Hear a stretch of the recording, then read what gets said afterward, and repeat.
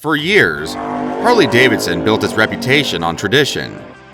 Big V twins, chrome, and heritage branding that made them the symbol of American motorcycling. But while Harley was polishing the past, Honda has been engineering the future. And what they've just unveiled could be the turning point. These aren't just alternatives to Harley. These bikes are lighter, smarter, and more versatile, designed to win over riders who are tired of compromises. So today, we're looking at the Hondas that might finally end Harley's dominance, from brand new adventure machines to refined touring icons. And to keep things interesting, I'm starting with the models Harley riders won't see coming. Before we get into it, make sure you hit that like button and subscribe. It really helps the channel reach more riders like you. And in the comments, let us know. Would you ever leave Harley for a Honda?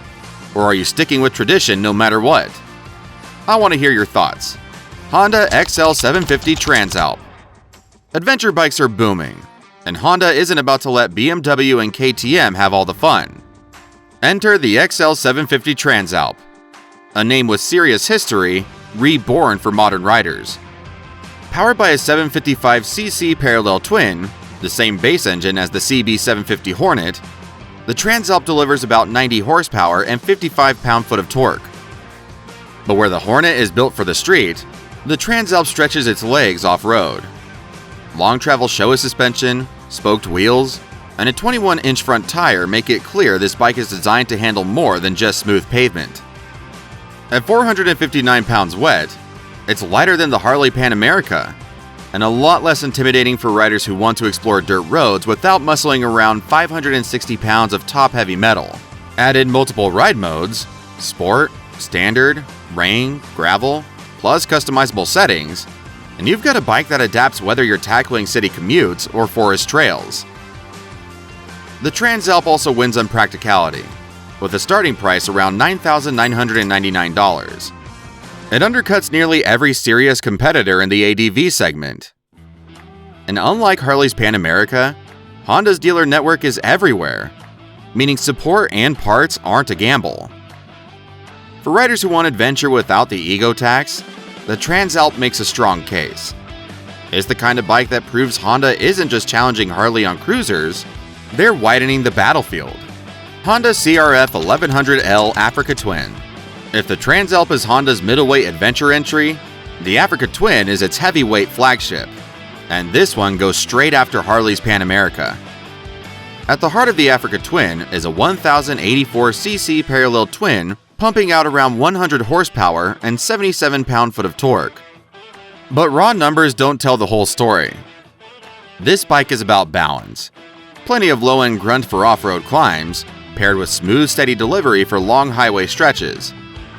Riders say it feels as comfortable threading through city traffic as it does tackling fire roads. Suspension is where Honda really shines here. Long travel Showa forks up front, and a ProLink rear shock gives you serious control on rough terrain without punishing you on the asphalt. Wet weight is about 505 pounds for the base model, which is still lighter and better balanced than Harley's Pan America, a bike many riders find top-heavy and awkward at low speeds. Technology rounds out the package. Ride modes, switchable ABS, traction control, and even an optional DCT, dual-clutch transmission, for riders who want seamless shifts. Add in its 24-liter tank and comfortable upright ergonomics, and you've got a bike that's just happy crossing a continent as it is crossing a creek. Starting around $14,500, the Africa Twin is proof that Honda doesn't just compete with Harley and cruisers. They're beating them at their own game in adventure touring. Honda Goldwing. We can't talk about Honda versus Harley without bringing up the heavyweight champ of touring, the Goldwing. For decades, it's been the benchmark for long-distance comfort, and the latest model keeps that crown firmly in place.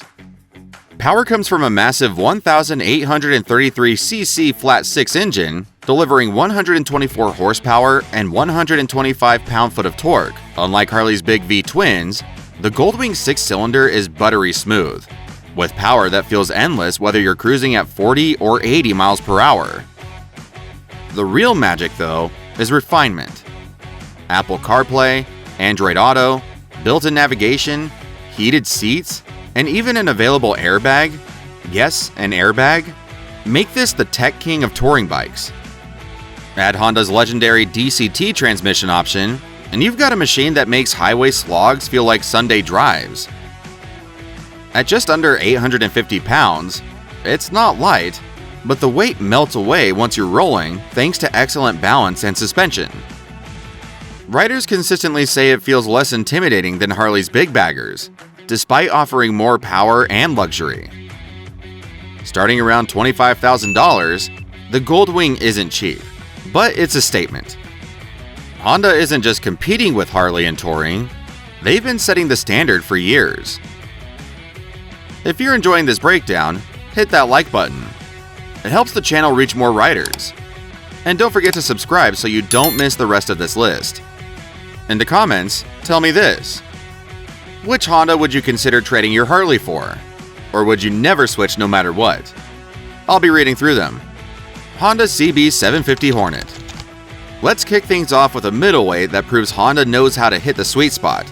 The CB750 Hornet. This bike doesn't waste time with retro styling gimmicks or fake chrome. It's lean, fast, and unapologetically modern. Packing a 755cc parallel twin that puts out around 90 horsepower and 55 pound-foot of torque, it gives riders more than enough punch without tipping into the heavyweight category. At 461 pounds wet, it's light, flickable, and confidence-inspiring, especially compared to Harley's bulkier street models. Riders coming off cruisers are often shocked at how agile it feels in traffic and how easily it tips into corners on a back road.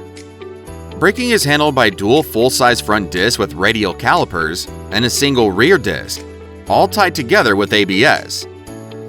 The suspension is equally balanced, with a 41mm inverted front fork and a rear monoshock that keep it planted without punishing you over rough pavement. But here's what really matters: price. Starting at just under $10,000, the Hornet undercuts Harley's lineup in a way that makes you wonder why anyone shopping for a nimble all-rounder wouldn't at least test ride one. And if you think this is just a commuter, think again. Multiple reviewers have called it one of the most fun bikes Honda has built in years. A grid machine that punches way above its weight class. Honda NT 1100 DCT. If the Hornet is Honda's street fighter, the NT 1100 is their answer to heavyweight touring, but without the baggage. Here's the thing. A lot of riders love the idea of cross-country comfort, but they don't love wrestling with 850 pounds of Harley bagger. The NT changes that. At 575 pounds wet, with panniers, it's nearly 250 pounds lighter than a road glide, yet it still gives you full touring capability. The engine is Honda's 1084cc parallel twin, good for around 100 horsepower and 82 pound-foot of torque. Paired with the dual-clutch transmission, it delivers power smoothly whether you want to let the bike shift itself or flick through the gears with paddle-style buttons. Long highway hauls feel less like work and more like, well, riding. Comfort hasn't been ignored either. A 6-position widescreen, wide supportive seat, heated grips, and cruise control come standard. And unlike Harley, you don't have to tack on thousands in premium packages just to get those. The NT is built for real-world touring riders who want agility as much as comfort. Riders coming off Goldwings have even said they couldn't believe how stress-free it felt. At $11,899 to start, it's priced to make Harley owners think twice. Honda Rebel 500. Let's scale things back a bit, because not everyone needs or wants a massive touring rig. Enter the Rebel 500, the bike that's been quietly stealing Harley's lunch for years. This is the entry-level cruiser that doesn't feel like a compromise. At 416 pounds and with a seat height of just over 27 inches, it's approachable for new riders but not boring for veterans. The 471cc parallel twin makes around 45 horsepower and 32 pound-foot of torque, enough grunt for city riding and highway stints without feeling intimidating. What makes the Rebel shine is its accessibility. You can flat-foot at stops, the clutch is light, and the power delivery is predictable. Compare that to Harley's entry-level options of the past, heavier, pricier, and often outdated, and you can see why the Rebel sells circles around them. And the styling? Clean, modern, but still customizable. Honda leaned into the bobber look without making it cartoonish, and the aftermarket is loaded with options if you want to make it your own. At under $7,000 new, it's one of the most affordable bikes in its class. And here's the kicker. Riders say the Rebel isn't just a first bike. It's the kind of machine you'll hang on to, even after moving up to bigger bikes, because it just works. Honda CB1000 Hornet SP.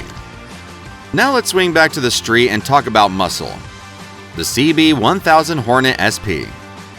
This is Honda's modern answer to riders who want raw precision without the bulk. Under the tanks, it's a 998cc inline 4, pumping out about 122 horsepower and 67 pound-foot of torque. Numbers that don't just look good on paper, they translate to razor-sharp throttle response and serious pull-out of every corner.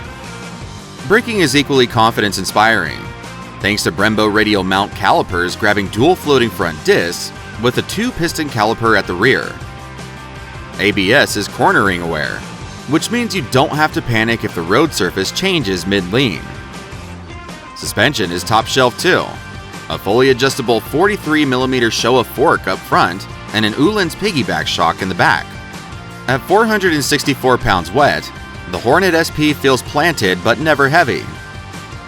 Riders who've tested it call it forgiving but fierce, a bike that rewards skill but doesn't punish you if you're not Rossi.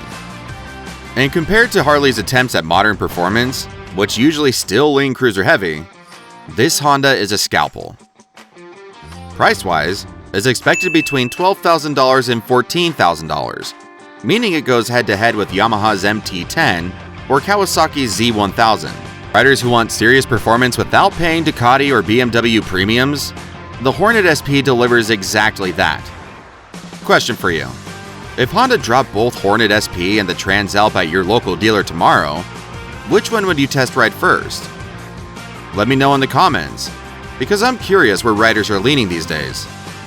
Honda CB1000F concept. Honda doesn't just live in the present, sometimes they reach into the past, polish it up, and send it roaring into the future.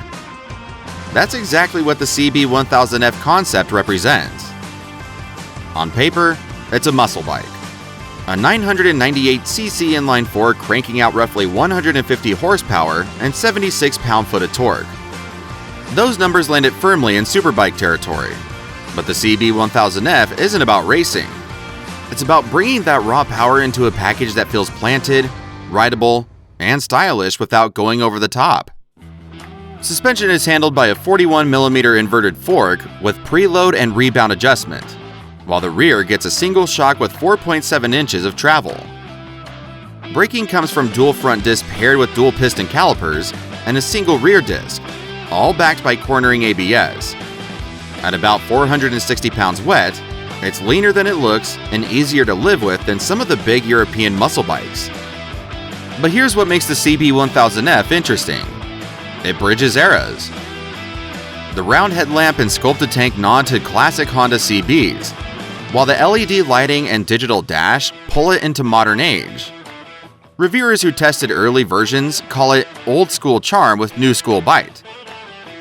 Price hasn't been finalized, but estimates put it between $15,000 and $16,000. That undercuts European rivals while still delivering more performance than Harley has ever put on a naked bike. In other words, it's proof Honda can respect tradition without being trapped by it. So there you have it. From the surprise players like the Transalp and Africa Twin, to Honda's classics like the Rebel and the Goldwing, one thing is clear. Honda isn't just competing with Harley on cruisers anymore. They're widening the battlefield. Adventure, touring, street fighters, they've built bikes in every category Harley struggles to keep up in. That's why what Honda just announced feels like a shift. For some riders, it could be the moment they realize tradition isn't enough anymore. But now I want to hear from you. If you ride a Harley, would the Transalp, Africa Twin, or even the Goldwing tempt you to switch?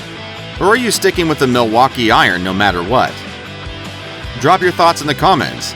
I read every single one. And if you got value out of this breakdown, hit that like button, subscribe for more, and share this video with your riding buddies. The more riders we get in the conversation, the bigger and better the community gets. Until next time, ride safe, and I'll see you out on the road.